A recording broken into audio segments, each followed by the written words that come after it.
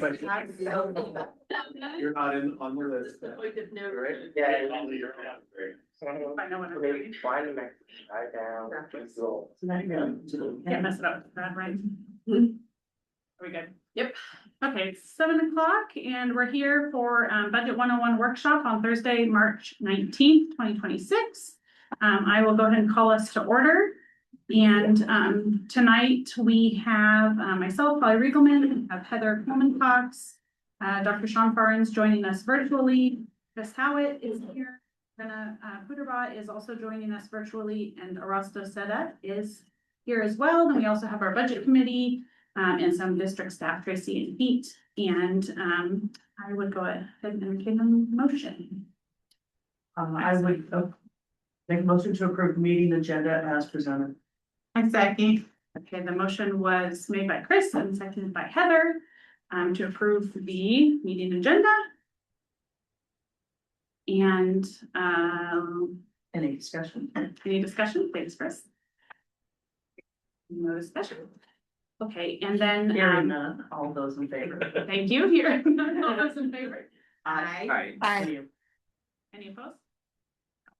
You have an agenda, madam. Although they're here, I don't know who saw that. Sean and Brenna, were you an aye or a nay on that? Oh, I raised my hand. I was the aye. Aye. Your camera is off, Sean. Not seen. Okay, so that gives us a meeting agenda.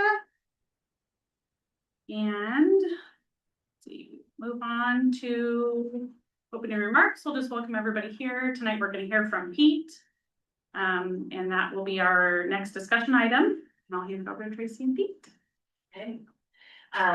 We have basically a presentation to get everybody kind of up to speed and make sure we're all on the same page around some just basics around school finance. For many of you, this will be a review. And I thought I would do quick introductions. Most of you have been here before, but we want to welcome Kelby to our budget committee. And the other thing that we have going on is Arasto has recently been appointed to our board. So he is no longer on the budget committee. He is here in the role of board member. So we actually have a vacant budget committee seat that we are working on. So just kind of update folks on where we're at with that. As we go, if you have questions, please feel free to ask questions. This is just really about kind of level setting expectations and building some basic understanding before we move into budget, the official proposal of the budget next month. So 102. 102, thank you, John. Yes. So I'm actually going to turn it over to Pete, and he is really the star of the show tonight. Thank you, Dr. Klinger. And I see that Sarah's already moving us over to the presentation now, so I appreciate that. Thank you. Okay, so as mentioned, we are here for Budget 101. And this is, as Dr. Klinger was mentioning, an overview of the process, a description of why we're here, and there we are. We've already been introduced. I can go past that slide. So I broke this presentation up into three main parts. The roles and responsibilities of the budget committee. That's probably the most important thing that's on people's minds to be familiar with.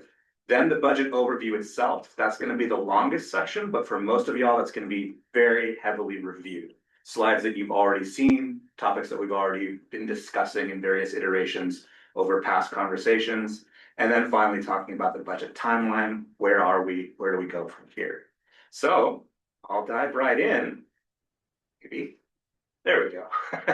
So broadly speaking, I think we're all aware that the board and district management have different roles. We don't have to go through this slide. It's just a placeholder, but it's just saying that the board is really big picture and the district management is turning that into action, really getting into the weeds. And that theme is going to serve us well as we kind of move through the rest of this when we're talking about roles and responsibilities. So the budget committee itself has very specific things that need to happen. The budget process on the left there will be nominating a presiding officer, reviewing the budget document. This is all going to happen later, not today, by the way. Approving the ad valorem tax rate, hearing from the community, participating in the budget presentation, and then approving the proposed budget. And even though that seems like kind of a lot, there's really only 3 key decision points that need to be made by the budget committee. And that's to approve the budget as proposed, or change the appropriation. There's a little bit of a high bar to do that, but it can be done, and we'll talk a little bit more about that. And then approve the tax levy rates. It's not a legal approval, it's a recommendation to the board to do the legal approval. So a slight technical distinction that I just have to cover. Make sure the bases are covered. So moving along here, maybe thinking about it. There we go. Is that they're going to require a public vote? For tax? When it moves to the board, then the board absolutely does that in a public vote. No, I mean, does the public have to vote on a tax levy change? Oh, it's not a change. Oh, But great question. So when we're talking about the budget itself, we're going to be talking a lot about this term that some of y'all are familiar with, but maybe not so much, and that's appropriations. Appropriations means 2 very different things because we are required by law to pass a balanced budget. So we have revenues and we have expenses. In budget parlance, it's actually called resources and requirements. Why? I could not tell you. They just do it to make everyone's life difficult. I personally, as an accountant, always think of revenues and expenses, but they'll say resources and requirements. It means the same thing. But anyway, so we're required by law to pass a balanced budget. So they have to be in alignment. No question there. So in appropriations, what that's saying is that the board, the board is going to eventually vote, but the budget committee is going to be setting a maximum legal spending level. That's really what an appropriation is. It's saying this is the maximum that the district is allowed to spend, and you cannot go past it. The only way to go past it is to come back to the board and apply to do so.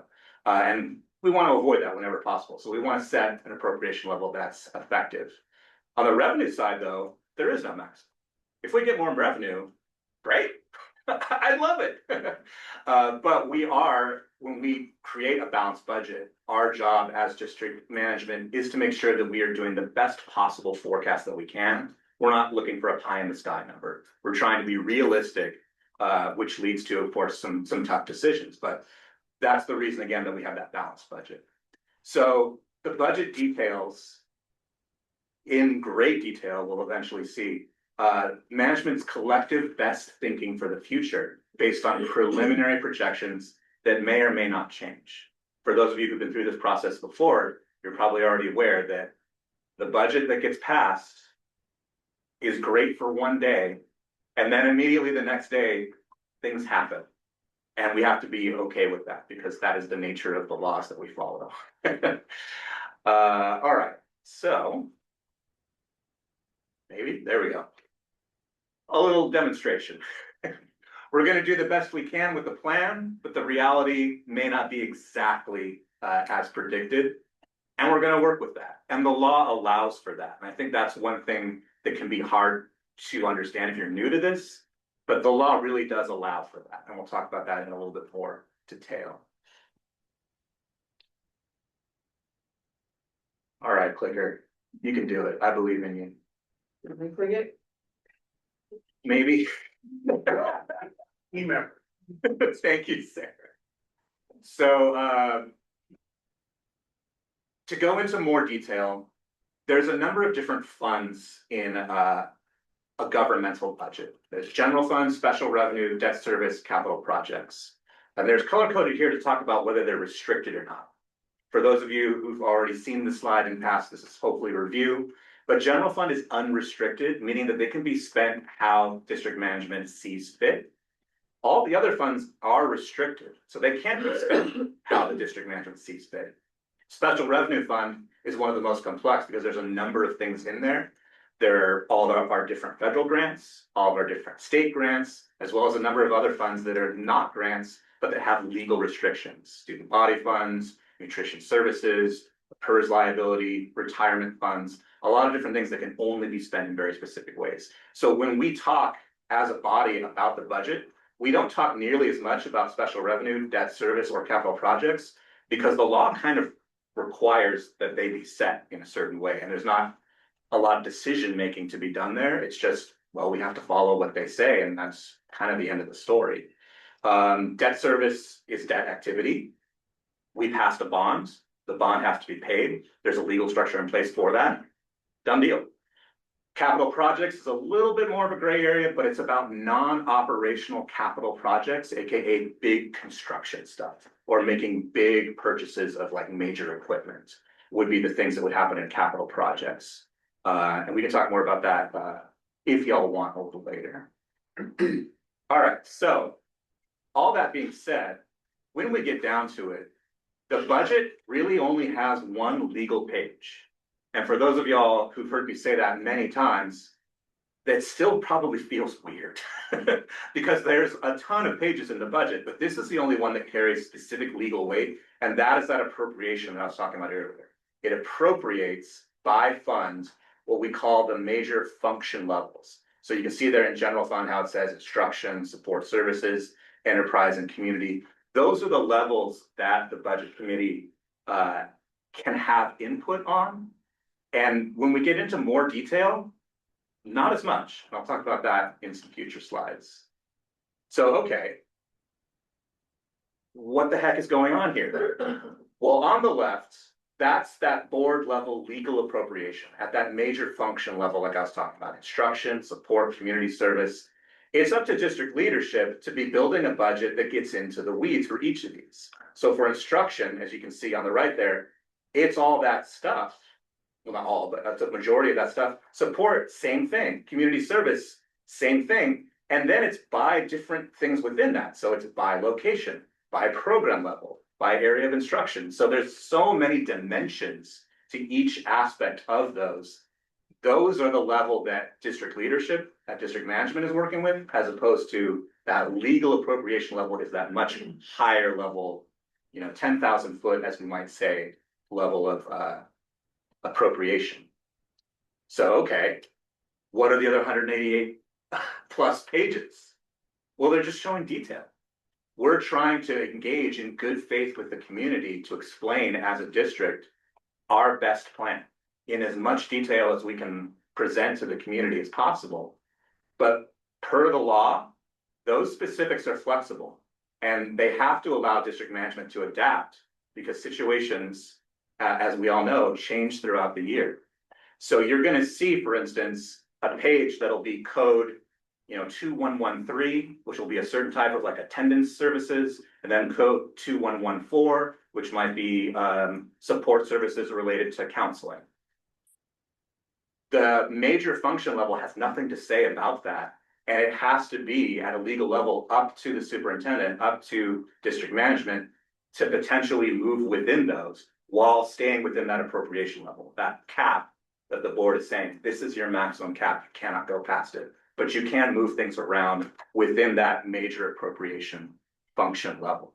So that can feel a little bit abstract. Hopefully, as we keep talking about this, you'll see some more concrete examples. But yeah, 180 pages of just detail. That's the main takeaway. All right, well, what about positions? And there's also this term FTE that gets thrown around a lot.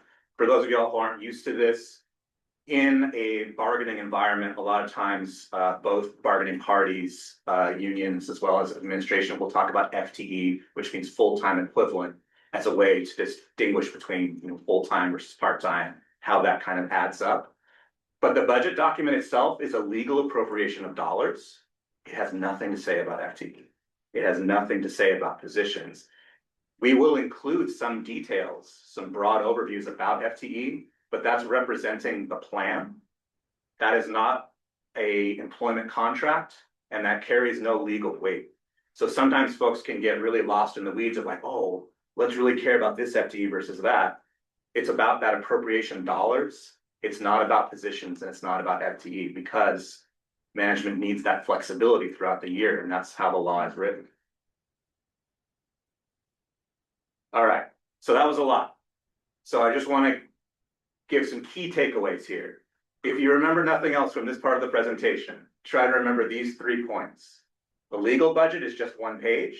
It's at that major function level. The appropriation is setting that max, and it has to do with dollars. It's not about positions. It's not about FTE. And the role of the committee in the largest sense is really about engaging It's about reviewing, it's about asking questions, it's about listening to community feedback. And then as a body, the committee is recommending to the board to adopt the budget. The committee doesn't adopt the budget per se, but it recommends to the board, hey, board, we think this is ready to be adopted. So that's the role of the committee and some broad oversights there. Before I move on to some budget realities, any other questions? I know in the old days, we used to get a printed budget book, and is that a digital product now? Do we actually get some paper that we can take notes on and ask, get your questions about? I believe that our plan is to give y'all both. Okay, perfect. I'm a highlighter girl. I like to add highlighter things. And especially for anybody who asks, we'll make sure that you get a printed copy. I have a quick question. Sure. The 180 plus pages, do you need to be an accountant to read that? And to the public be able to really decipher what they're seeing? That, I mean, you're really getting to the heart of a question that I'm not sure I can answer super succinctly, but basically it's what the law requires. It's what district management feels is best to educate both the committee as well as the larger community. It tries to speak in as plain of English as possible, but it is restricted by what's called the PBAM, which is the ODE's statewide kind of chart of accounts that says you have to call this, high school instruction, you have to call this high school co-curricular. Those are some words that we have to use because of the state. But other than that, yeah, it's going to try to say like payroll and materials and services, and things like that. They're going to be in some more of that, shall we say, plain English. It's not going to be debits and credits or anything crazy in accounting like that. And I know I'm not an accountant, and it is pretty straightforward. I don't know if others who've been on the budget committee for a while would want to weigh in on that, but it's at a pretty high level. So it's not going to be, there's X number of people, it's X number of dollars to support the full-time equivalent, the FTE. So that's more where it And it is. has school speak, so you have Yeah. to understand. Yeah, it's got education Business. lingo, yeah. That's part of what our next meeting will be. We'll be presenting the budget. Kind of highlighting some key things in those 180, however many pages. And then it's really discussion and questions. So there's a lot of questions that surface that then we can all try to, add some like clarity to. So it's like, what is this? Then we try to, help under. Are we getting the budget at that meeting, or we get it a week before like we did? We're not positive yet. Okay, These so two big we're gonna get the document on the day of. And We're, expect to have our questions ready. we're working on some calendaring things. We're really trying to be mindful of notification of staff and how some things play out. So I think best laid plans is we'd get it to you at least a few days ahead, and we have to kind of do that based on when we also know the notification for staff. Tracy, I'm wondering if everybody understands that nuance that you're trying to explain. Well, you're trying to explain that the FTE hours are gonna come out and people count the hours they can figure out. So, but I mean, in all reality, every first, second, third year teacher already knows that the RIF process is coming. So I was like, so there's no secrets. But if you want to necessarily, I mean, Yeah, there's no names on this thing. no, and there are some things that could lead to some things that might be identifiable. Understand? And that's as we get closer. So some of where we're at. It's not a secret that we're looking at big reductions, right? Mhm. So part of where we're at is. We're still in the process of even knowing what all of our openings are based on retirements, moving, leaves of absence, Totally all of understandable. those things. Yeah, So we wanna just be sure that we can be mindful of. you're gonna how wait till the people- 11th hour because somebody may retire right before it. Or anything else. That, and I think best laid plan would be that we do get it to you ahead of time. Oh. That's what we've done before, and I'd love to promise that that's what's gonna happen.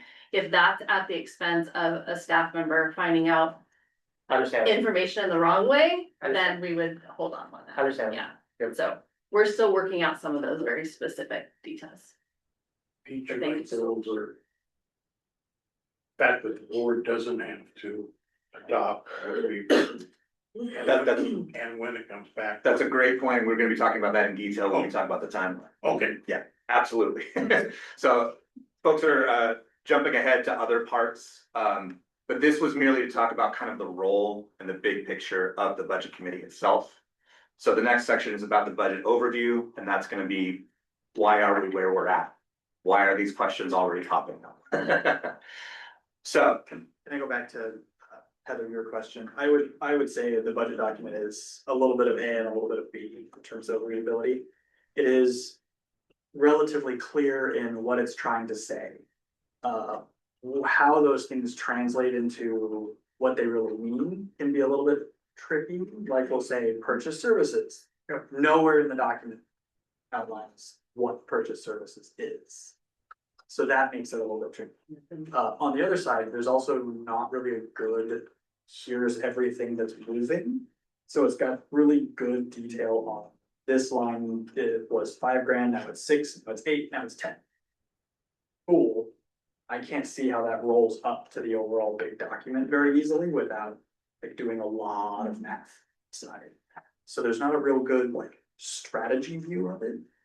Is one thing, but it is good on a technical level. And then the last piece I'll say is, because I do this for the city of Gresham also, if the budget numbers aren't, correct me if I get this wrong, they're not locked down, you can't share them. So we have 2 years ago actual, then current year budget, and then the budget we're discussing. So we kind of have like this weird hole where this budget number might be way wrong because flexibility, change, we decided we needed the money in this bucket instead of this bucket. So then you'll see 75,000, 75,000, 1 million, it probably didn't look that much. The heck are you spending money on? It's like, well, in the real world, we did move all that money into that bucket and we're budgeting it to stay flat, but it's not gonna look flat. It's gonna look 10 grand, 10 grand, and then holy smokes, what happened? And so that's where the context of the discussion makes it. So yeah, like you don't need debits, credits, where's my balance sheet at? You don't need that, but it is still like, how do I roll this thing up and digest the whole? and this is, I think, a perfect illustration of how easy it is to get lost in the weeds. Because anything about purchase services is not the level of appropriation that the committee is deciding. And that often gets, it's so difficult to not get pulled into the gravitational budget weeds. But that is very specifically in the law that we are talking about major function levels only. Instruction, support, community service. Anything else is a communication of the district's plan, but that plan is flexible. And that's why I'm talking about that, setting that max appropriation at those major function levels. Well, I think Pete, it's, that plan then is under the direction of the superintendent and her staff. So it's the overall picture of the money. And then the component pieces are the job of the superintendent with her staff to then make all sure that the board understands it. But not down to a classroom or a content level necessarily. That's really well said. Thank you. Anything else before we move on? Okay, so as we get into the budget realities, one kind of note that I wanted to draw attention to is this term that gets thrown around a lot, particularly at the legislative level, which is called current service level. You may have heard this in the past, and that's talking about the major source of revenue that the district gets for the general fund, which is called the state school fund. The state school fund gets appropriated at the state legislature level to all districts. And there's this thing called current service level, which says, okay, what does it take to keep all programs just going status quo? No change, right? The only thing we're doing is we're following inflation. That's a much simplified version of kind of what's going on with current service level. So it's keeping current programs and staffing unchanged. Current service level has not been met for 30 years in the state of Oregon. That is part of what we're up against. I honestly, when I first heard that statistic, was like, that can't be right.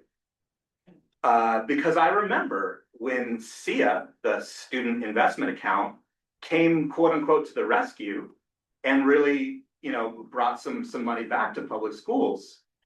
But then I was like, oh yeah, but it has a ton of restrictions and it's not general fund. In fact, it has so many restrictions that many of y'all have been through presentations where we talk about how we can and can't use those SIA dollars. But when we're talking about general fund, yeah, that current service level has not been met in a very long time. And I think that is illustrative of what some of the other things we're going to be talking about. So Multnomah Education Service District put together a slide that I really thought did a good job of explaining some of these like longer term, broader realities, which is that when we keep seeing year after year these budget cuts at the legislative statewide level, it forces districts into some very, very difficult choices. And they're saying, you know, a bunch of common impacts, but without structural fixes at the state level, we're choosing between class size and special education. We're choosing between English learner services and electives. These aren't specifics, but these are the types of decisions that that are so difficult to make. And this is MESD talking, not Gresham-Barlow School District, but Multnomah Education Service District, which is a lot of schools in the Multnomah County area, are saying this creates an unsustainable cycle of reductions that limits student opportunity and strains school systems year after year. So these are some of the systemic issues that we're up against being summarized by our next level of order of operations magnitude at the Multnomah County level. So what happened last year? So last year's budget, AKA this year's reality, the legislature allocated 11.3 billion statewide for education and the state school fund. They needed 12.1 to hit that current service level. So already off the mark, requiring reductions. So Gresham-Barlow reduced the budget by about 8.1 million in 25-26. Earlier this year, we had talked to the board at some length about the governor's office asking every agency in the state to potentially plan for some mid-year reductions. The good news there is that ended up not happening, at least for the Oregon Department of Education. So that was a bit of good news. All right, so getting past where we're at. Well, actually, no, we're not. We're continuing with 25-26, my apologies. So where we're at this year with 25-26, you can see that in the general fund, revenue is coming from three main sources. It's coming from the state.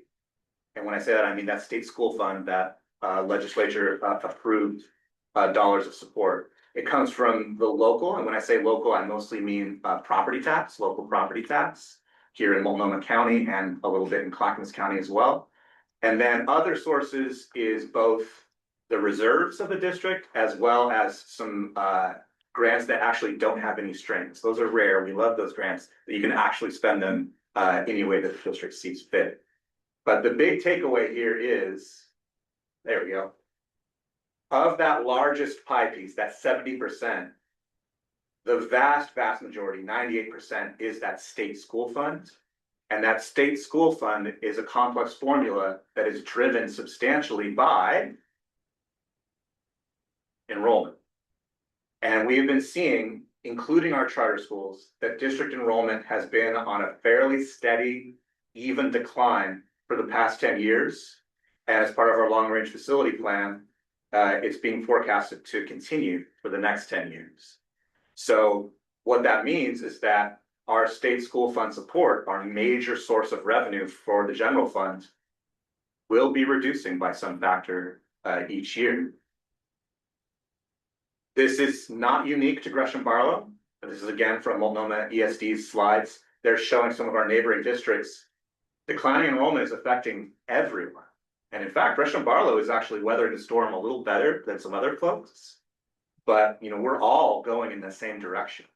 This is definitely a statewide problem. I think this is a nationwide problem.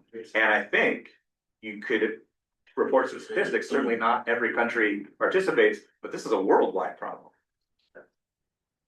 So when we are thinking about the overall trend, the overall slope of enrollment, and we compare that to positions, AKA FTE, we would expect them to be somewhat similar, but what we actually see is they're not. At least for a period of time, they weren't. So we saw a major uptick in 2021, 2022, 2023. It starts to come down more recently, but the fact that they're out of alignment is part of, again, why we are where we're at right now. To zoom in a bit on that, showing that by bargaining group, there's been some fluctuation, and some of that is due to not just the pandemic grants, the so-called ESSER grants that, the House and Senate at the national level brought on board to deal with some of the effects of COVID. But it was also that grant I was just speaking about at the state level, the SIA, the Student Investment Account. So that also contributed to an increase in some of those positions. You can see down below, administration and confidential has stayed relatively flat. And looking at those by percentage, you can see relative to each other, administration and confidential is pretty stable. The only time you actually see a drop from the 6.2, 6.3s, 6.4s for any kids listening, I'm not saying 6.7, I'm going there. We're staying pretty stable. The only time it changes, it goes down to 5.9 or 5.7. Well, those are the years that the other categories are jumping up. In fact, that's the reason. So just wanted to dive a little bit more into kind of the shape of that graph. What is confidential? Ooh, great question. Sorry about that. Confidential is folks who are not in the traditional bargaining groups because they are involved with making decisions about pay, making decisions about things that they're not legally allowed to do. Right. So moving on to expense in general funds, we can see that there is a wide majority, almost 70%, again, that's just people. It's just salary and benefits. There's another large chunk, and I've broken it up into 3 pieces here. Purchase services. To that question, what are these purchase services? A large chunk of it is transportation. Another large chunk is charter schools, and everything else makes up actually the smallest chunk of that. Together, that's 22% of purchase services. The next biggest piece is the reserves. That's the ending fund balance, which we talked about in detail, and we'll talk about a little bit more. And then materials, supplies, capital purchases, very small percentage of the budget, just 2%. Insurance, dues and fees at 1%. Transfers, which we'll talk about a little bit more later, is also 1%. That's moving funds out of general fund into another fund for various purposes. So overall, we can see that not only is salary and benefits paying for people, all the purchase services are paying for people too. That's the payroll for the bus drivers. That's the payroll for people working at the charter schools. That's the payroll for the people working, the professionals who are servicing us that we don't pay as employees, the skilled trades of the world, other folks who are coming in and doing some of that work for us.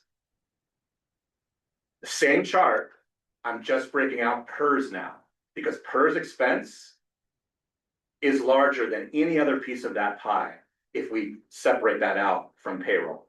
And the PERS expense is significant. It is 11% of the overall budget and 17% of payroll as a whole.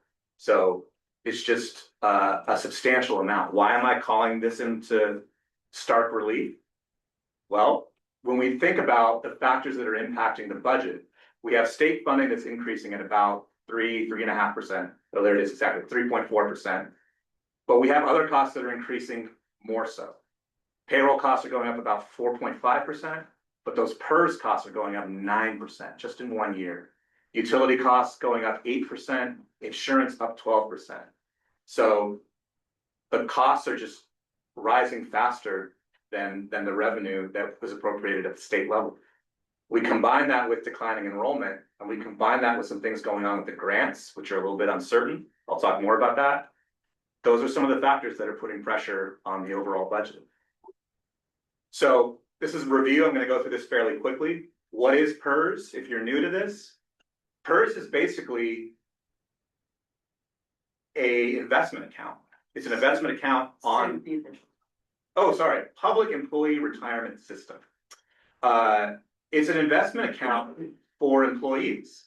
So money is paid in every year. That money then gets used by the Oregon Treasury Department to invest in public markets, in the stock market, to earn returns the same way that a personal savings account would be used. And as a market-based investment, PERS is just as susceptible to market swings as any other investment is. And that's by law, and that's you know, the folks who are in charge of that are the Oregon legislature. So the PERS rates of return bounce around just like the markets do. And we don't need to go into detail here, but right now, there's three things that are all creating a bit of a perfect storm with PERS. The investments aren't making as much as they expected.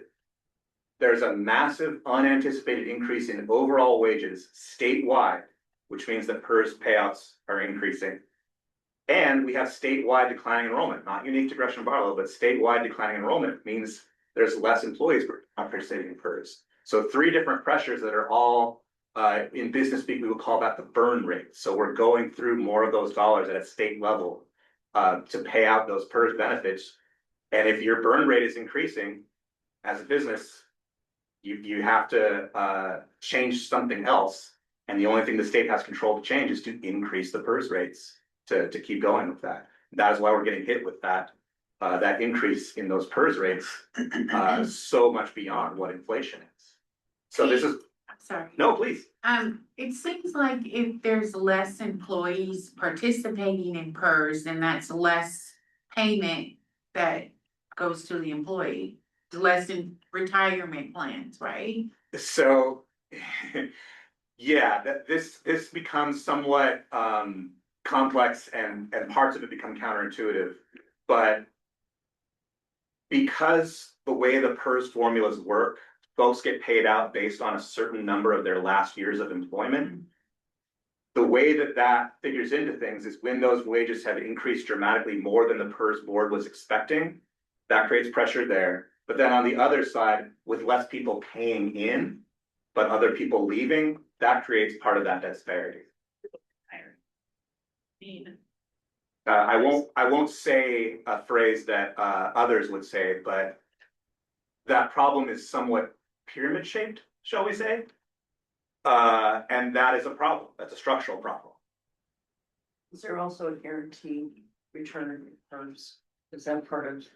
I believe so. I wouldn't want to say I that can't for remember. sure. Yeah, I don't. Tier one. Part of the challenge with Tier tier one. one is that a guaranteed return For puts certain more employees. pressure on. Yeah. It used to be, it would be higher for tier one, but they capped it at 8 because that was the, Yeah. you know, but the thing is, if Right. it returns -7, it's still at 8. Yeah, I'm tier 2.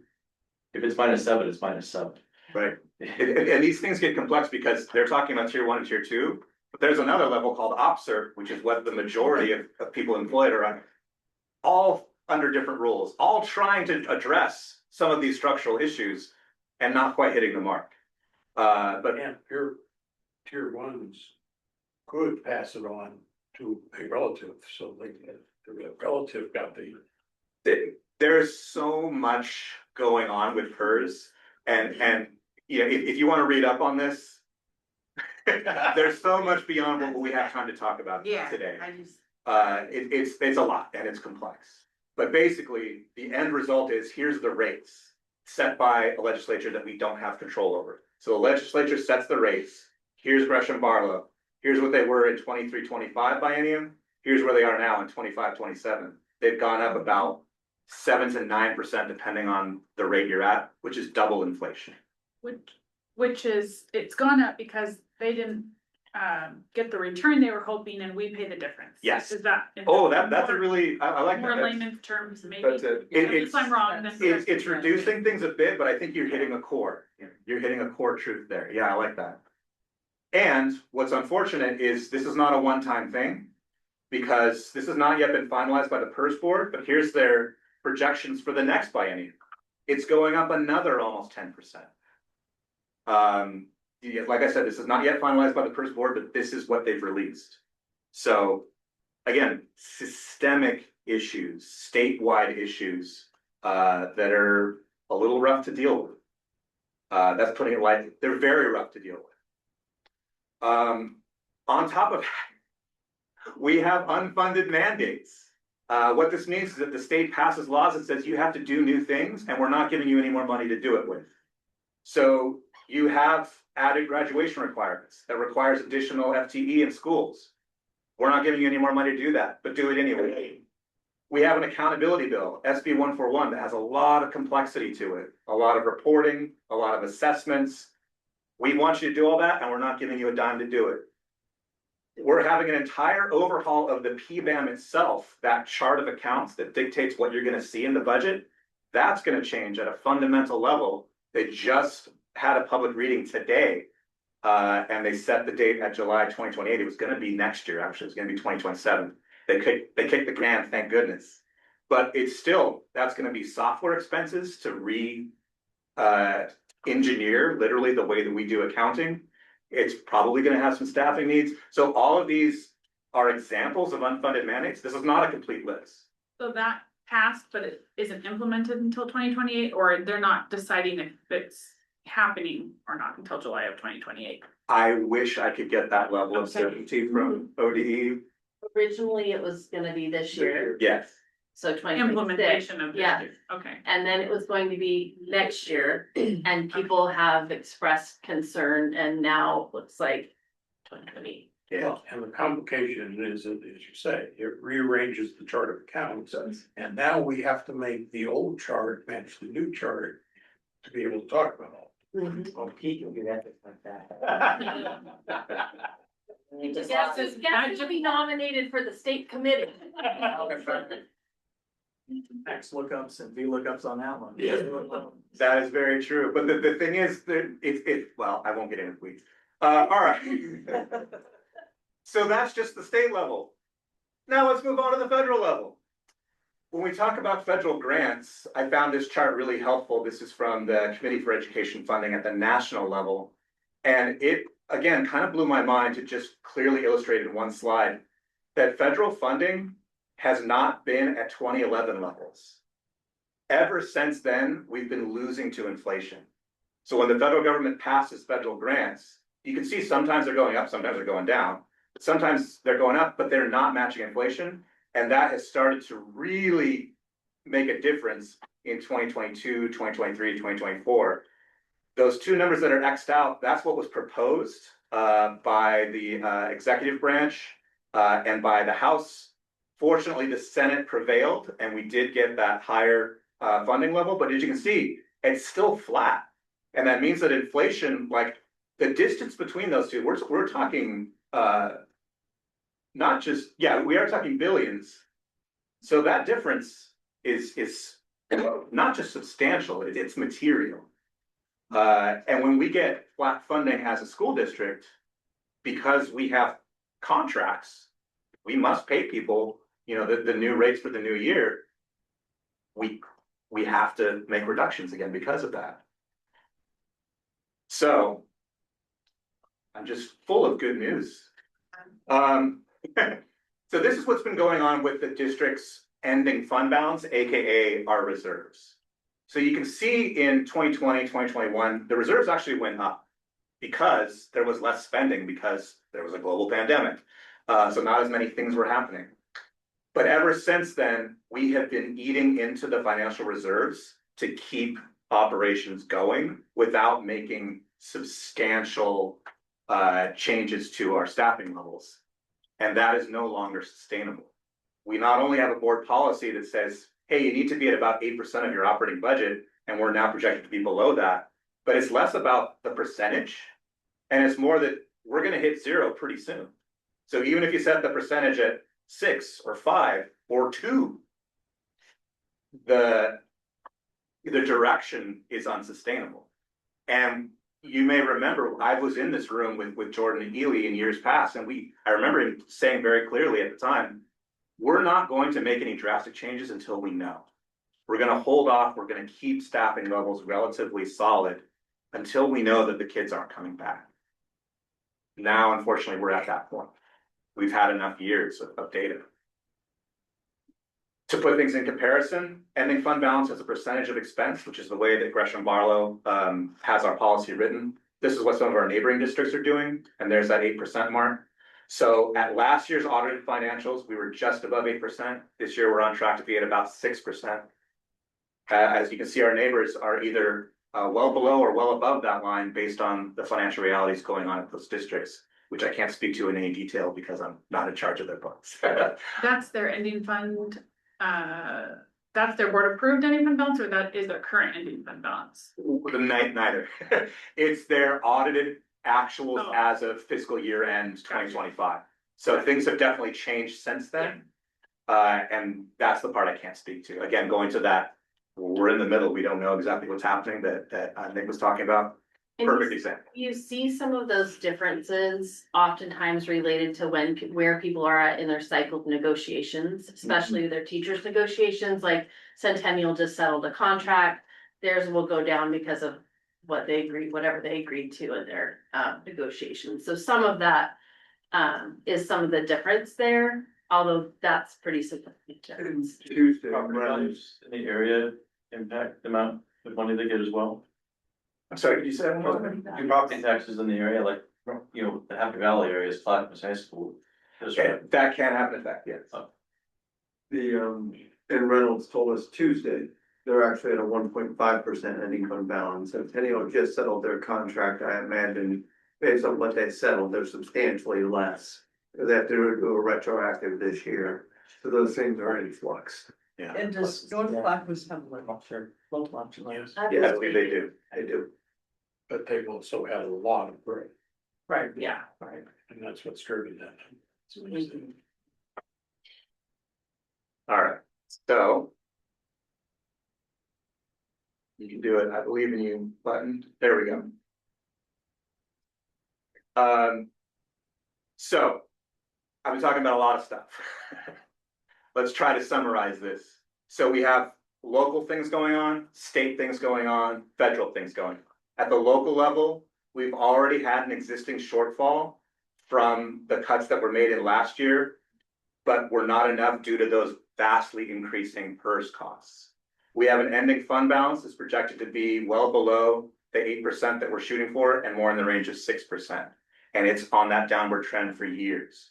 At the state level, we have PERS rates that are not only expected to grow, or are growing right now, but they're expected to far outpace inflation going forward into the next biennium.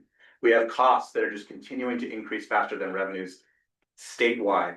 And at the federal level, while House and Congress did agree to that federal grant funding, which for a while, we thought they were going to cut substantially. And they didn't, thank goodness, but they gave us flat funding, which as we know, with inflation, is still a cut. The executive branch, by the way, can delay the release of those funds. So we can't count on that money arriving on a certain day in ways that we used to in years past.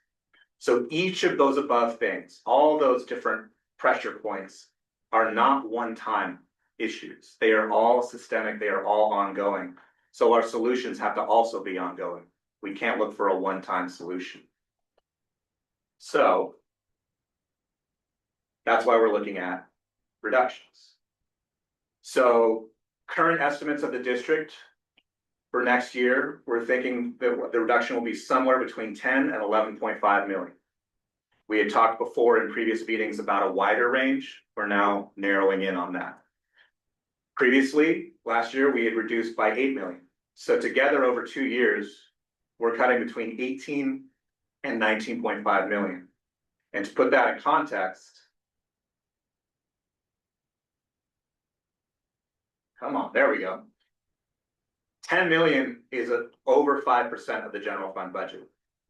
So, 19.5 million is nearly, well, it's over 10% of the general fund budget. And what does that mean in terms of actual staffing? Well, 1 million translates to approximately 7.5 licensed, 11.8 classified, or 4 administrative positions. And to put it in perspective in a different way, 1 day of expenses for the district is $710,000. So a 6% ending fund balance of about 10.3 million gives us about 14 days of operating costs. So we are doing the best we can with very limited resources. So the key takeaways from all this, if you remember nothing else from these slides, trying to keep things as basic as possible, we've got rising costs, declining enrollment, grants are uncertain. On all these pressures are not Gresham-Barlow problems. These are statewide systemic issues. They're affecting all of our neighbors just like they're affecting us. And that's why we have to look at reductions, because so much of our expenses are in payroll in those areas that we don't have other places to pull from. So now let's talk about the timeline.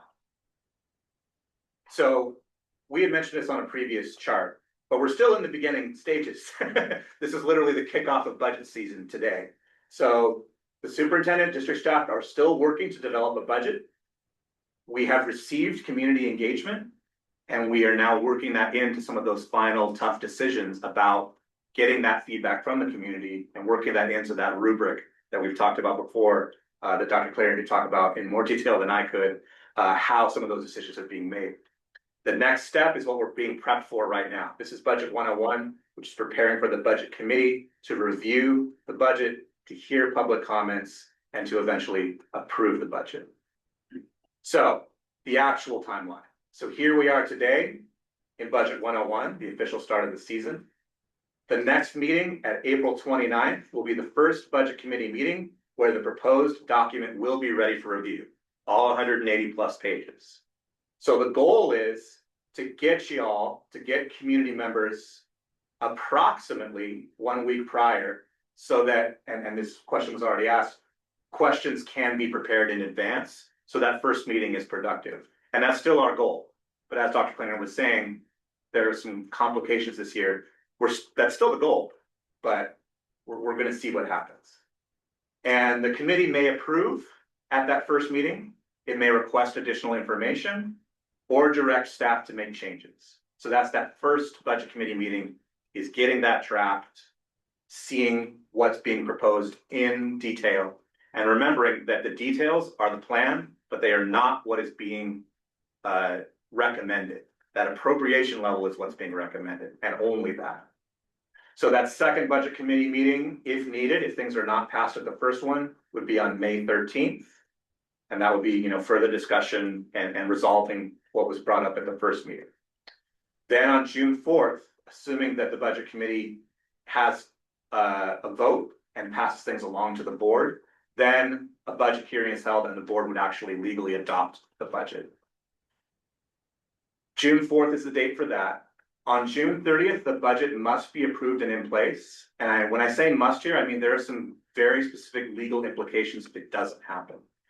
If by June 30th, a budget is not in place, the district is not allowed to spend a single dollar. That means anyone who's employed has to stop.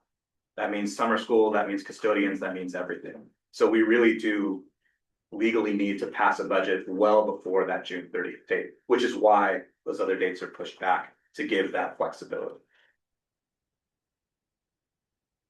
So this one was very short. There wasn't much to it. It was just the timeline. But the key takeaways here, please feel free to already start gathering questions that you may already have from today without even seeing the budget. And certainly looking at past year's budgets, which are posted online. Take a look at those past year's budgets. Ask any questions. Get your ducks quote unquote in a row before the proposed budget document is even released.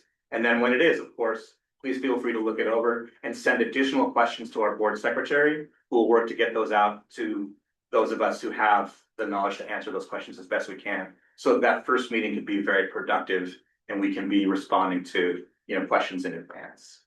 And by the way, that committee meeting is on April 29th, and that's right here at Cal, 7 p.m. same time. So this was a lot, y'all. I apologize that I'm having to talk at you so much. I just want to go back and revisit because we're done. We made it through all 3 sections. I'm so glad to see nobody fully slumped over in their seats. Thank you so much for making it through this with me. So a reminder of the roles and responsibility. Again, that legal budget document is just that 1 page. It's legally being appropriated by that major function level, setting that max, appropriating to set that max dollars. And again, it says nothing about FTE. It says nothing about positions in a legal sense. It gives a plan, but that plan has no legal weight because there needs to be flexibility because the law is written knowing that things are going to change. So the role of the committee in the largest sense, reviewing the document, asking questions, listening to community feedback, and finally recommending to the board to adopt the budget. And there's really just those 3 key decision points: approving the budget, changing appropriation, and approving the tax levy. Great news for y'all. In Gresham, we don't have any questions about the tax levy. It's the minimum amount and we're done. So there's really no, cause for concern or debate because Gresham-Barlow is set at that minimum tax levy rate and has never deviated from that, at least since I've been aware of. I did say I was gonna revisit that change of appropriation.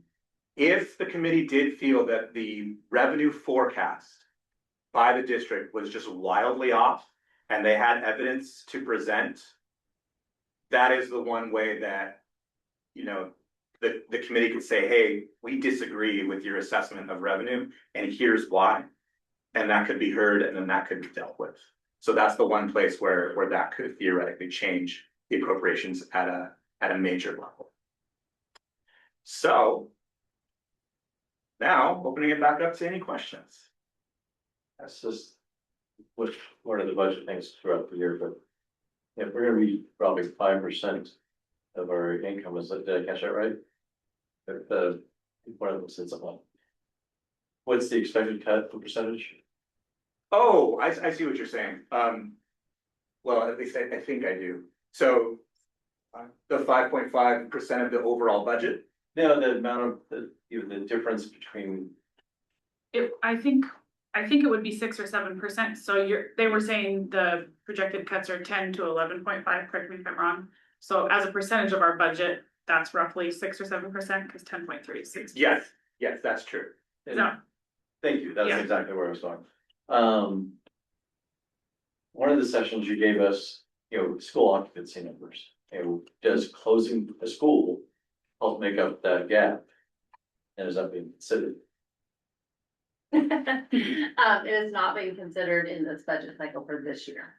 If that were to be something that the board wanted to consider, then that would have a broader community engagement. Yeah, it just seemed like there were a couple schools that were right around 50%, none of them, well, maybe one or two were at adequate capacity. Mhm. You're having to cut, you have to cut shoelaces, you cut shoelaces. I won't say that that's out of the realm of possibility. That's something like that. And I think I think I probably shared at this point, at that point, when we talked about it before, we've also have closed 2 schools in the last 6 or 8 years in terms of West Gresham Yeah. and Damascus Middle. And many districts are having that same conversation. And we're a little ahead in some ways because those 2 schools have closed, but I think it's something that we could continue to look at, especially. And then I guess another one would be selling properties that aren't being used. I don't know what we have for that, but. By now, I thought Damascus would be a lot larger than it is, but since they don't want to be a city or even a community. They're not growing like Happy Valley. Yeah. Traffic is growing, right? The population. So, yeah, happy couch. Will you explain the difference between, QEM and,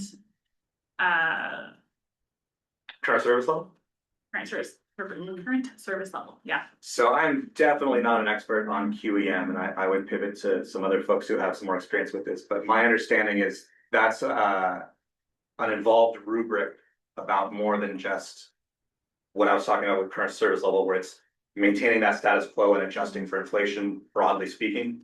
QEM is much more multifaceted, but I would defer. John will help me out too. QEM is more about Which is average quality spending education model. across Yeah. quality education model. So it's more of like, what's the optimal amount? It's not- aspirational. Oh, Yeah. It's more aspirational, but it's kind of the optimal amount for whatever you would hope to see in your district, and tends to be based on national trends and averages and some different things that kind of arrive at that number. We've never been close to QEM, so the current service level is more about how do we maintain programming over time, year to year, but we've never been up close to that QEM level. From a historical perspective, it was the early 2000s when Right. was it 99? That's not the early 2000s. Close. I was off, yeah, by 1, you got it.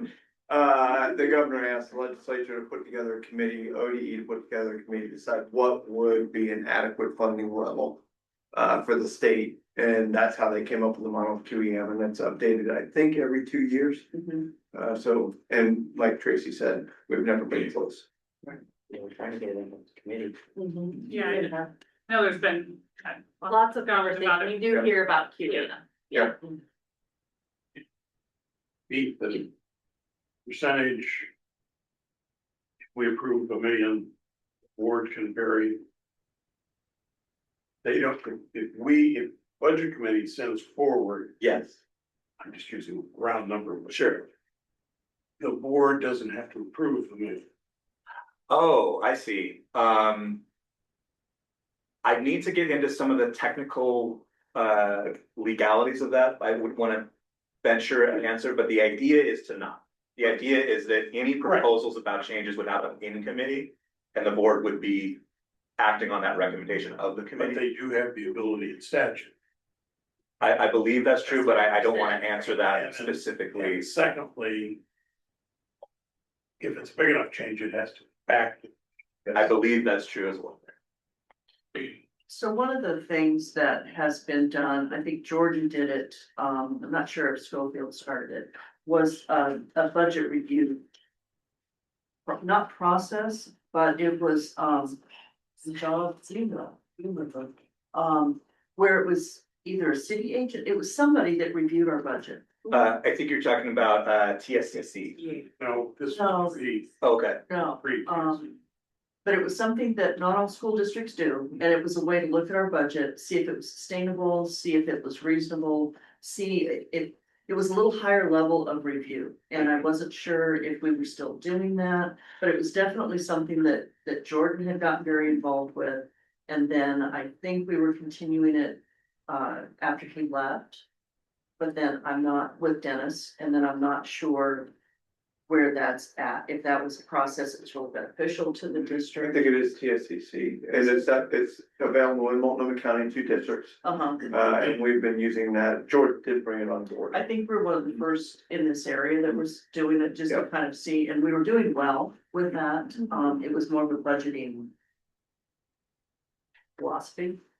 It was something, there was budgeting and it was. I absolutely agree with your statement that it was a next level of review, a next level of making sure that all. Because what that did was, I just remember we had to make sure the budget was in place sooner than the deadline. Yeah. Because there had to be time for that review. And at the winter conference, Budget retreat. winter retreat, my apologies.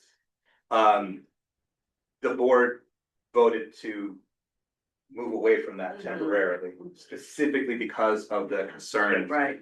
regarding making sure that people hear about things in the right way. So that it wasn't done quickly. Correct. To make a deadline that really was not a bad That's exactly deadline, right. it was something that we had to do, so that's still gonna be on. Yeah, and going forward, we hope to go back to that, so that. I just couldn't remember what that acronym. Yeah. Okay.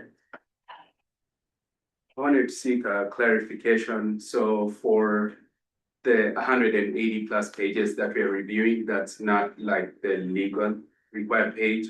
So when we talk about it on the 29th, will we be looking at, we are not looking at changing any of those numbers in there. That's exactly correct. For clarification. That's really well said. Doesn't mean they can't be. Sorry? Doesn't mean they can't be. Yeah, we just don't make the changes. We're- They can be changed. Right. Yeah. Sure, I think that where things get difficult is that, again, that legal appropriation level is at that major function level. So even if the board, or sorry, the committee said, we'd like you to see that function 2113 had this much and function 2114 had this much, and we reflected that in the budget, it's not binding. So as long as that's understood, sure. Yeah, I think, I had a follow-up on the timeline, but I think that's sort of where, when I speak to purchase services, a little bit more about illuminating topics for board and staff to consider or contemplate as you operationalize this, and less that in my role as budget committee, that number should be X. Then it's more like, that's probably a thing that if this were my shop, I would rely on, but it's your shop, so like. That's the way I would view that kind of maneuvering on a technical basis, is more, hey, that looks interesting. make sure it stays out you guys. Uncontracted, so our transportation for students, you know. What is the rise that we've seen here recently with fuel prices? Did they pass those along or is that we agreed to with X or bus or? So it's, it's a complex mixture because, First Student is actually, multiple contracts. We actually just entered into a new contract this year with First Student for, is it called First Student Alt? First alt. First Alt, my apologies, which provides some of those transportations that are more specialized for special education students. Okay. So there's multiple contracts, but within those contracts, there is a provision for fuel prices to go up to a certain capped amount. Oh, okay. But then within that, it can get a little bit into the weeds with what happens with fuel costs when they hit certain thresholds. Like different things within the contract can happen. Okay. And I wouldn't want to speak to the specifics. No, of I that. was more curious. I know I'm not blind, so I'm noticing. Sure. Yeah. And I don't own a bunch of, I don't have a bunch of buses doing my work, so. Yeah. I believe we're getting to the point where they may come to us. I've been watching that, so, yeah, we're all experiencing that. But they also do a lot of pre-purchasing of fuel as well to try to hedge that bet. Like and low price. But if they make fun of me, they say I can't do math, but if I'm doing my math, I think they may be coming to us pretty soon saying we've got a challenge. Yeah. Thank you. We do 3 electric buses. Those three are offset, not 100. All right. Yeah. That's the game. Like in regards to the insurance, is that something that's assigned to the district? Like they say, hey, if you're going up 12%, deal with it, or We have some flexibility in the matter. I was like, it's not something you can shop on the market? You can, this is where, as with many things, when you're working with large dollar amounts and government contracts, there can be a lot of pluses and minuses to consider. So for instance, right now, we work with a private party insurance agent, but we are working with a public nonprofit pool called PACE, which provides the core of our reinsurance and our main insurance.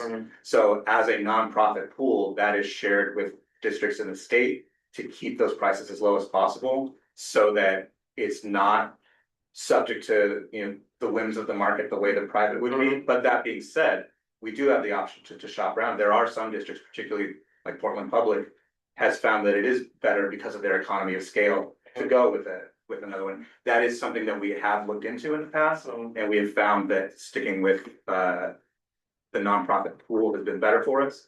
But that's absolutely something that we would take into account. The real issue, The risk loss ratio. right?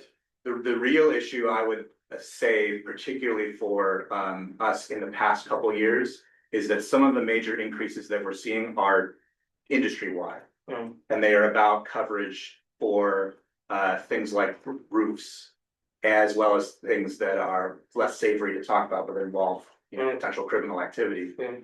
So dealing with those are, there's a theme tonight, systemic, nationwide, statewide issues. Yeah, well, I don't wanna say it because of the James piece, but they recognize us regularly because our rates don't go up as much as other people. We manage our risk really well. We pay attention to that risk constantly, to the point of annoyance of many staff.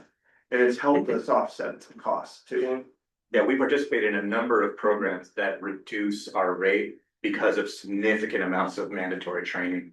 And Yeah, to the point of view, like parents want to bring in a bouncy house, nope, we're not doing it. The risk is too high. And then that does frustrate the community, but at the same time, keeps resources in the classroom. All of those things we pay really close attention to. My question, just trying to connect some dots here. Yeah. So we want to notify the staff, any impacted staff with the RIF ahead of getting the budget document. That also means those folks have been notified before the budget's adopted. Yeah. So is there a clawback on the list was too long? Or like, what's the governing mechanism on the RIF list gap to approved budget? I think so overall, I think I will get to the answer to your question. If I don't, just tell me. the way we've planned is to be sure that we are cutting deep enough. So that we do a RIF because of the implications and all the movement, all the things that have to happen related to a RIF.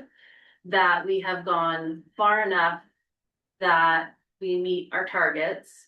And if there are changes, we're able then to recall and bring staff back. So it's, you have to overcut and be ready to bring back as opposed to undercut. And then you gotta do a RIF again, and then that just completely blows things up even further. So that's where we've really tried to work within a range. And as we've worked on building the budget up until about now, we have been working on like different tiers of reductions with uncertainty around state funding, federal funding. And as more of those pieces have come into more solid footing, we've been able to narrow that and be more sure about where we're at. So did that kind of get? I to- think so. I'm gonna repeat it back and you let me know if I got it Okay. right. There's range of options and the budget document will be effectively on the high side of reduction, the larger side, because there's no real good way to go up from there. With the landing point hopefully being somewhere below that, so it'll be X minus as opposed to X plus is basically off the table for logistics. Okay. Yeah. And obviously, as you will, we've got to balance that against, what are the utilities gonna do? You think you know what they're gonna do, but that could. And we've built out models to really try to anticipate that the very best that we can. When Baden asked the question, gas is up, we're all experiencing electricity. Electricity is up partially because of AI. There's all kinds of things that we cannot anticipate, but our costs are gonna go up in those areas no matter what. We just don't know what it is. I think part of the saving grace with some of that, John, is the bond work that we've done over the years. Yes. And how we have made our buildings more energy efficient, to make them so that they are using less. All of the work that I know they have told us, it escapes me. But all of the things that they can do and adapt quickly and not wait for it to be a long problem. So I think that's one of the things that really puts us in a better position, that our buildings are in better shape. We still have a little bit of something art of it, but.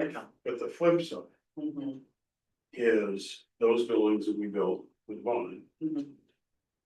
yes, they're more efficient. The equipment that we put into those buildings wasn't as good as the equipment that's in the 50 buildings. So we're going to start to see a cycle here, starting fairly soon, having replaced things like wood, air conditioners. Even Because of flat screens. To your point, John, Right. one of the boilers we just replaced, or the two boilers, because there were two, it was Kelly Creek, a building built in 1992. The boilers reached their end. Those were, I wanna say it was about a $300,000 cost right in there for the boilers. So we are, even in our newer buildings, getting to the end of that shelf life. And that goes to the set aside, that goes to other things that we need to do. And we have cut our facilities budget to the bone and not replaced it since 2008. There's no real flexibility there. And we have $500 million of facilities to maintain. Could you educate me again on charter schools? And where they fall into that, like products and services, or because then that is not necessarily under the purview of the budget. Maybe then, because the number one question I get from community members, teachers, everybody else, if we're cutting all these teachers, are they cutting anything at charter schools? And then also, is BUA one of the charter schools that are here? It's an online academy, and a large building for an online academy. It is, we pay the lease for that. We do not. Okay, they do.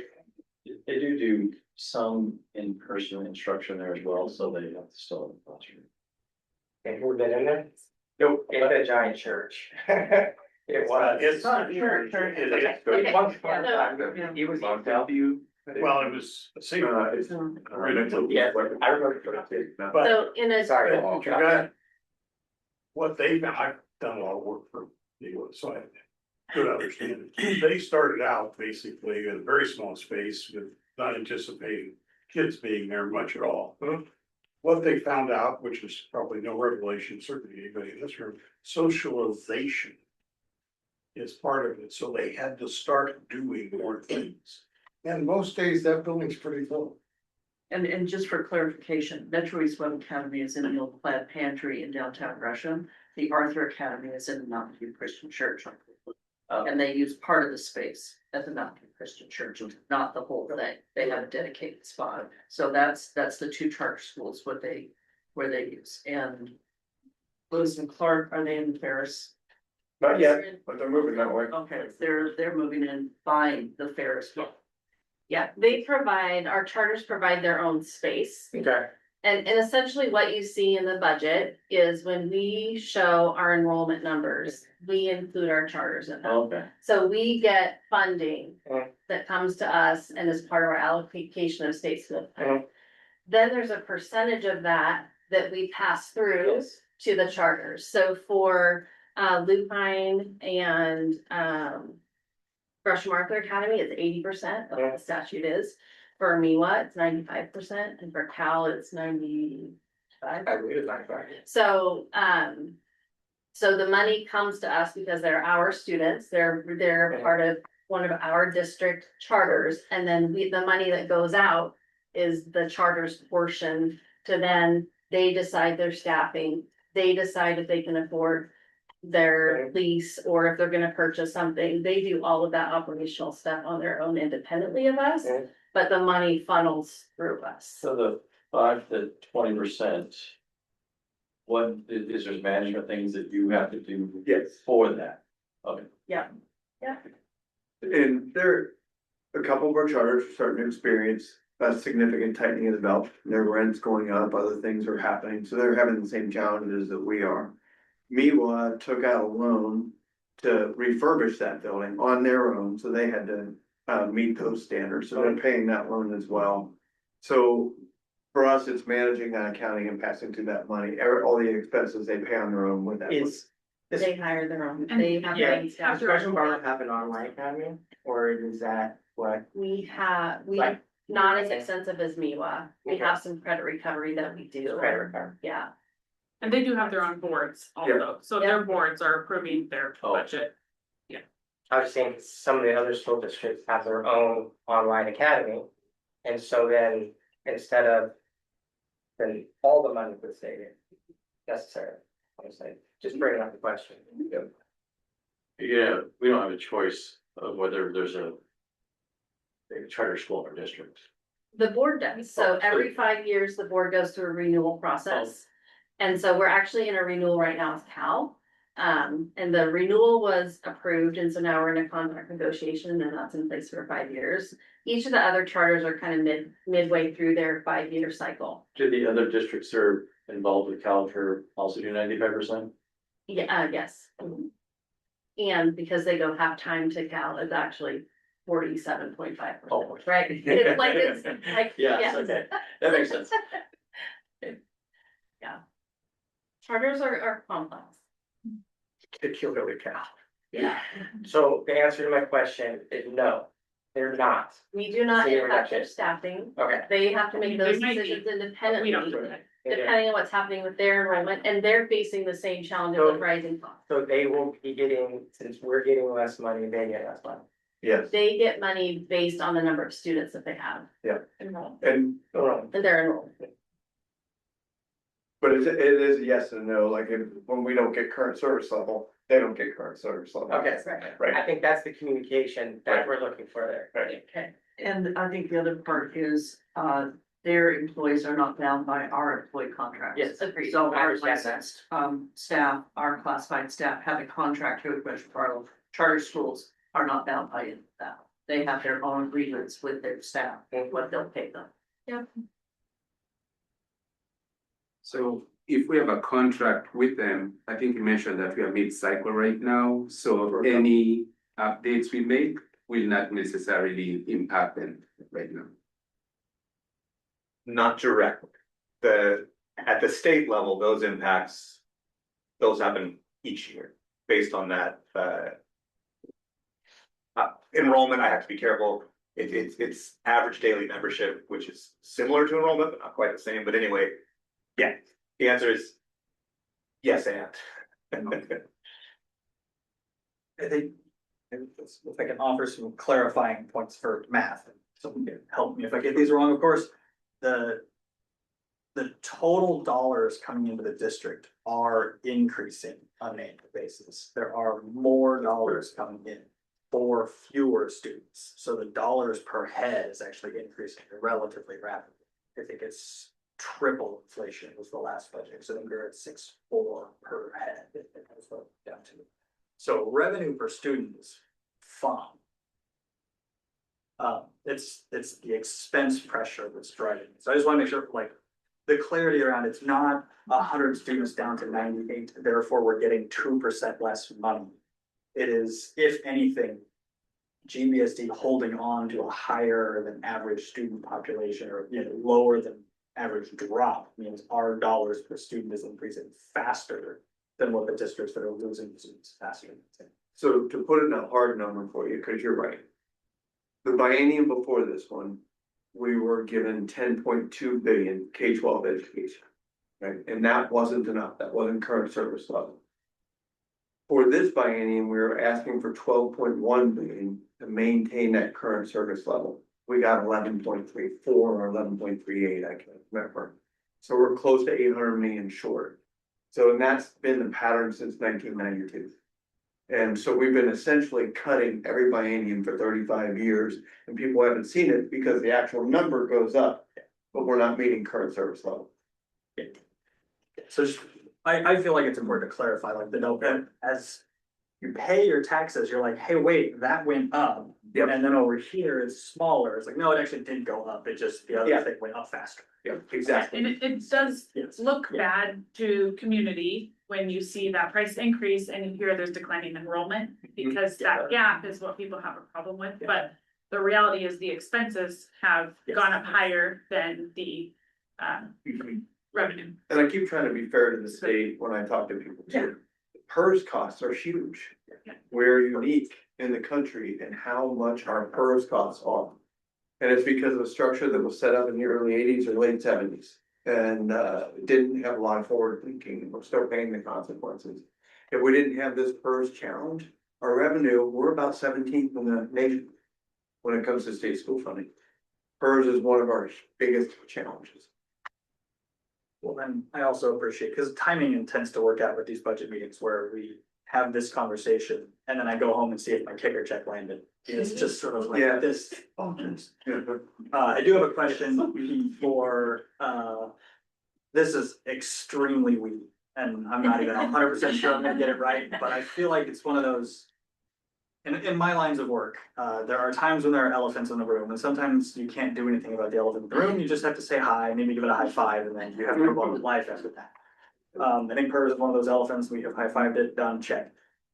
Do you know what the impact to the state school fund is by the diversion of funds related to urban or rural districts?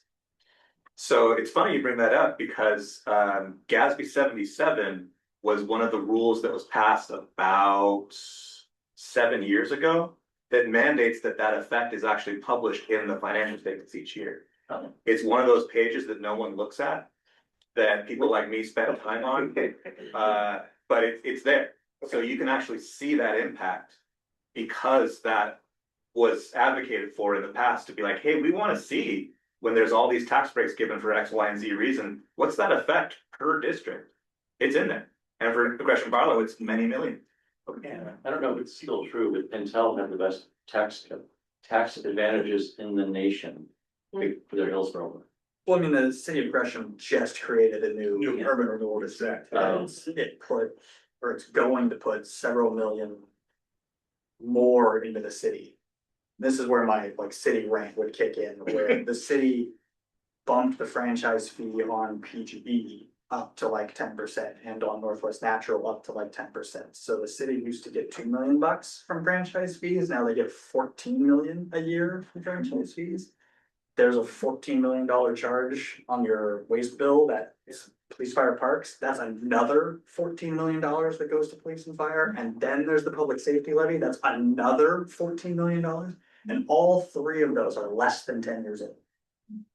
And so when it looks like, this is where I've sort of ranted about sorry to do this when Blake's not here. But like, when it comes to like, the city is like flush with cash like crazy, and then on top of that. There's this urban renewal district that, yeah, in year one, it's like 300 grand or something. I mean, it's like, does not put a huge dent in the numbers we're talking about. But the Rockwood one is about to roll back over, and that's like $3 million of just city money that's rolling back through. So I feel like, again, this is one of those, it can't be fixed in this room. It's not a decision made in this room. That's where you go and you fist bump the elephant and develop life. But I think it's relevant to the rest of the conversation as we talk about what are the challenges facing the districts. Like, one of the things that will hurt this district going for a levy is how aggressive the city is with pushing its revenue through the roof. And so, again, for general information, we've now fist bumped the elephant. Go. I will look for that page, so if you let me know where it's at. Absolutely. And I should add to your explanation for folks who weren't used to this. You're talking about the city. There's county things too. Yeah. So what you just said was this. The city's flush with cash, which would lead the board to not put out a levy. It would make it harder for taxpayers because they're saying, hang on, I just passed a police and fire levy. Yeah. Why would I pass another levy? And well, the voters didn't get to do that, the council did that. And then the council also did the urban renewal district. And the way that works, just for math nerds, if your property tax is 100, going forward, that's going to stay at 100 in terms of what you contribute to the state school fund. The 3% increase on it, that gets captured by the city of Gresham for everything in the area. So they capture the GBSD 3%, they capture the library 3%, they capture TriMet 3%, they get everybody's increase now goes to the city for. And that helps Gresham-Barlow School District out. Okay. Does it? Okay. So we're building a strong relationship with the city of Gresham. Hopefully some of that money will help with school projects. And so what I'm just hearing you say is that the board would be worried about optics, about putting out a possibility of a levy. I think, not that we've done the polling well, and to defend the board, the community's been very clear that they don't want to pass the levy. And that's our challenge. I think less about the optics and more about the reality of it passing. Yeah. So Yeah. I was like, does it cost like a lot of money to put the It levy does, out? it costs money to From do the a, political side. yeah, it does It's cost an money. education campaign, and it's very expensive. Okay. Good. And a levy has to be renewed every 3 years. 305, Yeah, we'll put yeah. out. Most of them tend to be 3, so you have to continually. And do campaign. And the risk in that is if you use, a levy can be used for staffing. Yes. Whereas a bond can't. Yes. But if you pay staff with a levy and then it doesn't pass again, then you're, Yeah, you're right back Then where you're that- at. that's No, not- fully so understandable. it's just a riskier. Understandable. Riskier. And similar to a current service level model, levies condense every year based on inflation, whatever, because it's fixed rate. Yeah. There's another level that I won't fully get into here, but sometimes levies have unintended consequences on the complexity of the SSF state school fund formula itself. These things are very difficult to parse out. They can be done, but you have to pay specialists what you're just talking about to figure. I think it would be important that, like, I understand the idea that it's expensive, but what is expensive? You know, that's because this is the question that I get from the community. Because whatever the polling, I don't know where you're taking the poll. It's from it's old polls. That's what I'm saying, is like, and Gresham's not the same city it was. Okay, it's definitely changed. There is more people that move in here with children that may have a different optic or look at that sort of old poll. And so I just think that if the decision was to not do that, fine. I was like, but don't just say something's expensive. I mean, I just told my kids, it's expensive. I was like, I wanna know it's 3 million. We did 5 million? we did sell bond to do the improvement, Mhm. and so it's possible to go out there and sell 11. I was like, Gresham always been very independent of surrounding communities. And when you market it to being like, it is about us and it's up to us to actually do the best we can for our schools.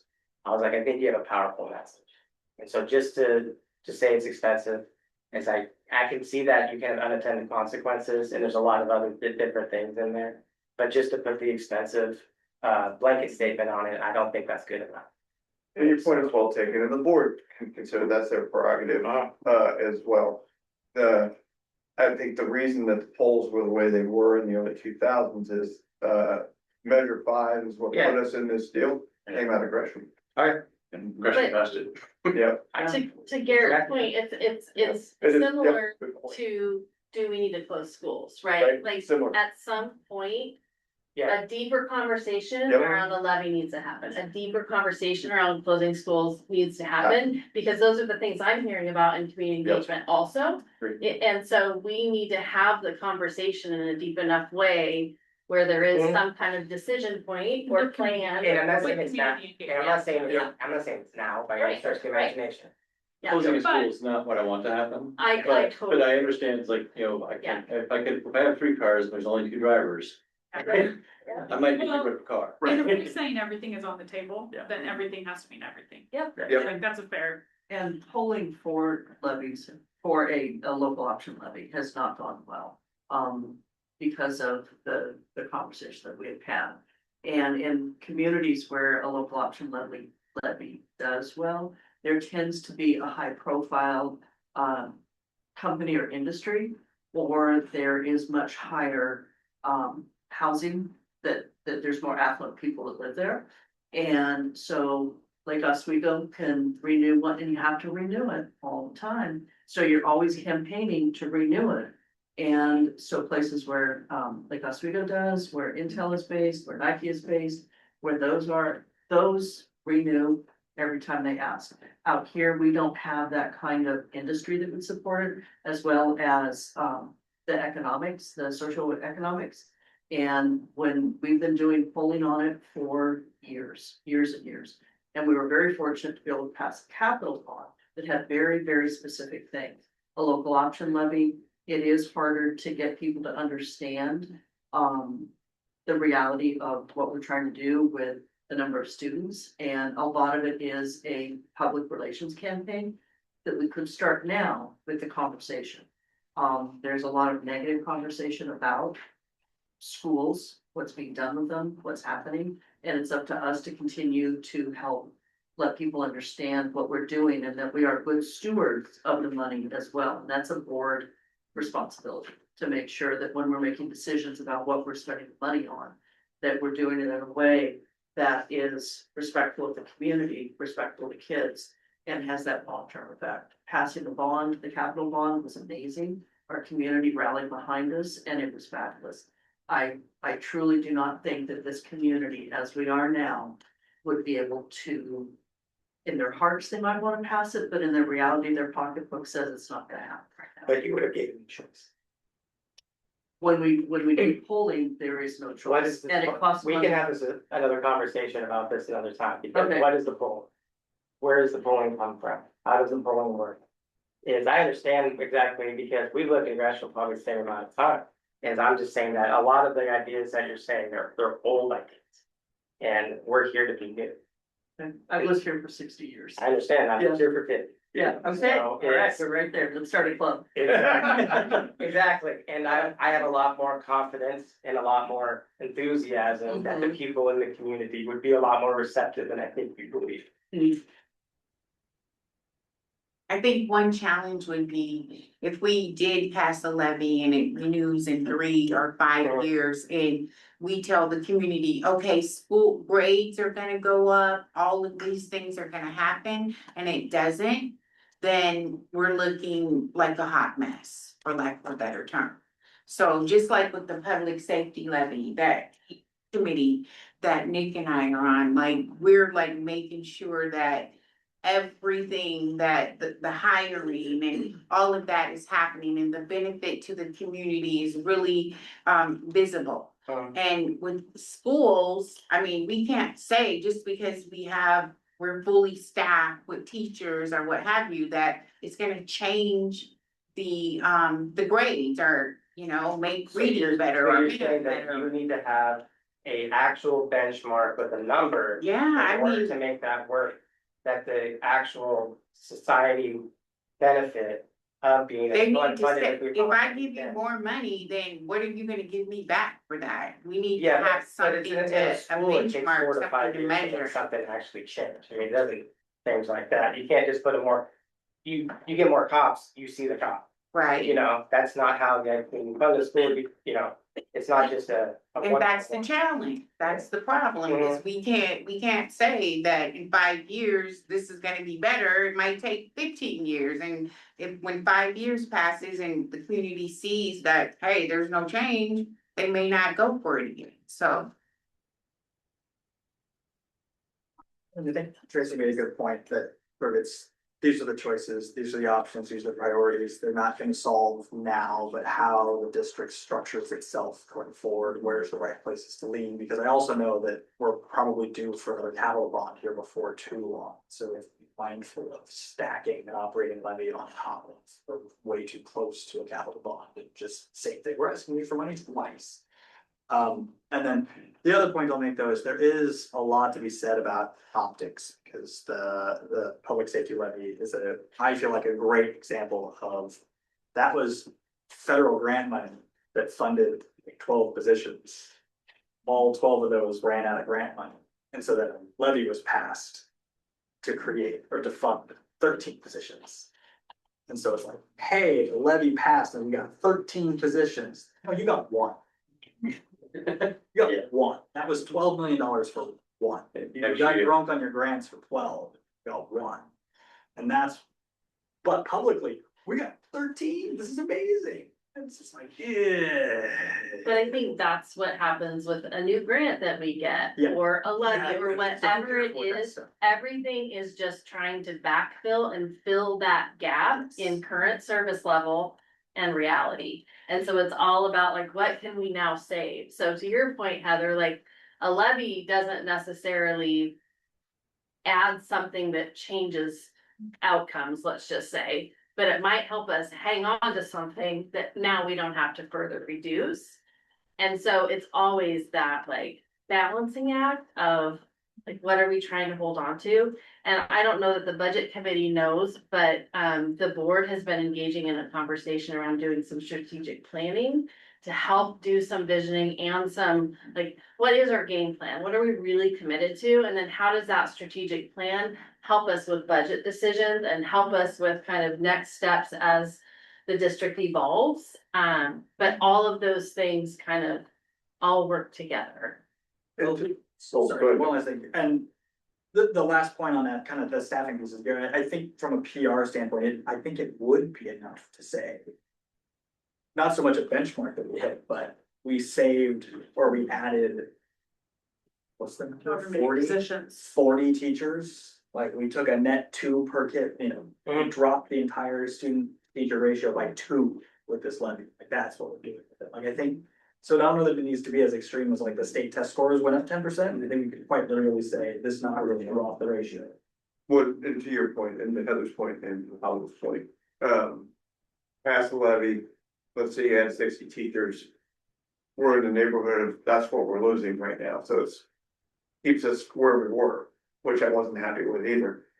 And then, to Holly's, I forgot about your point, Heather, I'll come back to you. To Holly's point, yeah, to Holly's point, I mean, and you look at this room and the various perspectives on a levy and other things, and this is a good microcosm of this community too.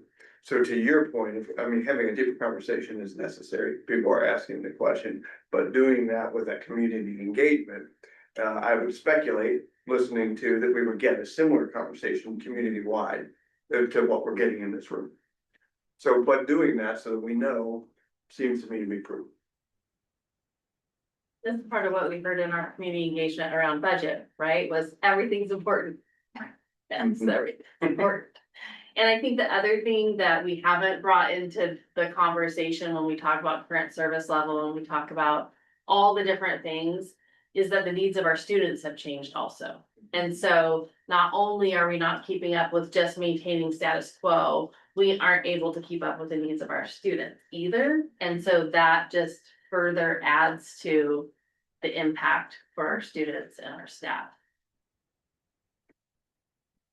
That's a rosy way to wrap things up. Well, I would just, because what it was sounding like to me was that people obviously work on different areas within the city of Gresham. And then are going to make choices and decisions of the Gresham-Barlow School District based upon this other information I have over here. But that, to me, it looks like, not saying it is, but it looks like you're like not doing what's best for students and staff. Is because I already have this other information over here about these other things happening within the city of Gresham, which I'm very happy Nick is, because Nick, we all rely on your spreadsheeting ability, especially when it comes down to budgeting. I was like, you're my guy. You're my guy. I was like, I know that, I was like, I trust you guys implicitly. And so I was like, that's was like, how do we end up making choices? And I understand that is what you guys are working is, and so I'll leave it there. And then let's go, yay team. And this we all get a hand in the middle, or what else needs to be done? But I think what this group has benefited for the last 18 months or whatever amount of time, or maybe it's always been this way, but I feel like last year there were lots of questions about lots of different things and lots of really open conversation, some of which got a bit in the weeds or not. But our goal in this process is to give you the information that you need to feel comfortable with the decisions that we're making. And sometimes that might be challenging what we're thinking. And some of it might be that we have different information that can't put in a budget book that we haven't necessarily articulated either. So I think the value is in the conversation, and that's part of where transparency comes through for a community is kind of grappling with some of these hard things, even if we don't all agree all the time. But I think that's what this process is really all about. So I think it's been a good start. That's also why we pulled our budget committee in early this year. Like, here's the reality of what things are starting to look like, because I think what we're finding is the more time that people have to kind of wrestle with where we are at financially, the better equipped they are to kind of be more emotionally detached from that and be able to be thinking strategically about decisions, as opposed to, like, what do you mean we have to reduce so many billions of dollars, right? That's an impactful and scary, and all the feels, get involved in that. So I just really appreciate everybody's commitment to the conversation, not just during budget season, but all year long, really. I guess maybe those are my concluding comments. Number 6 was our discussion items with question and answers, and I think we covered that. So the last thing on our agenda is closing items. We do have our next meeting here. I believe I wrote it down correctly, but it's April 29th at 7 p.m. in this building, correct? Same room. And with that being all the items on our agenda, I will turn our meeting. Right.